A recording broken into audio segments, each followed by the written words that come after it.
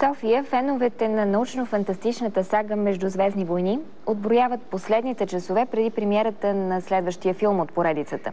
Много от най-заклетите фенове, не само от столицата, но и от страната, се събират за джедайско шествие, което ще тръгне след броени минути от ректората на Софийския университет.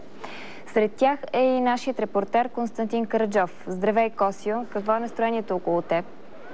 Здравей, Милена! В момента тук са наистина най-ентусизираните фенове на Междузвездни войни.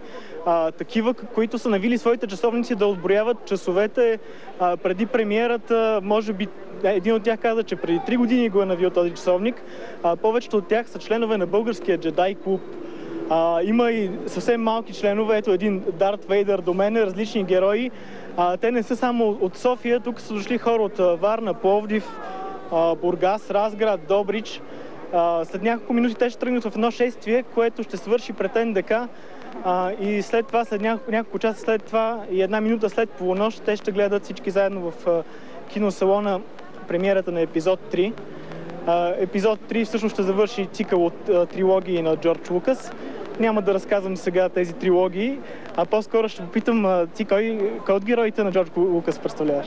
Аз съм принцеса Амидала, Падме Амидала. И това е бойният костюм от епизод 2. Аз съм Оби-Уан Кеноби.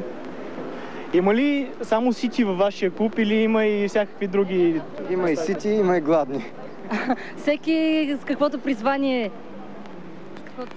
Всички знаем, че в тази серия Анакин Скайуокър ще стане Дарт Вейдър. Няма голяма интрига в сюжета. Какво очаквате от епизод 3? Интрига има. Аз не смятам, че няма интрига. Епизод 3 ще ни покаже така дълго чаканата развръзка и се надяваме преживяването да е невероятно. И вие ли сте от тези, които брояха часовете буквално преди премиерата? Да, абсолютно. Отброяхме часовете преди премиерата и както казахте, вие всички знаят какво ще стане, но не знаят как точно ще се случи, какво точно е потикнало Анакин Скайуокър да се присъедини към тъмната страна на силата. Ще видим също така изтреблението на почти целия джедайски орден. Ще спасят единствено Оби-Уан Кеноби и Йода. И естествено това, което най-много вълнува всички фенове по света, превръщането на Анакин в Дарт Вейдър. Мерси. И така, около 100 най-заклети фенове на Междузвездни войни тук очакват да направят страхотен купон и силата ще бъде с тях, разбира се.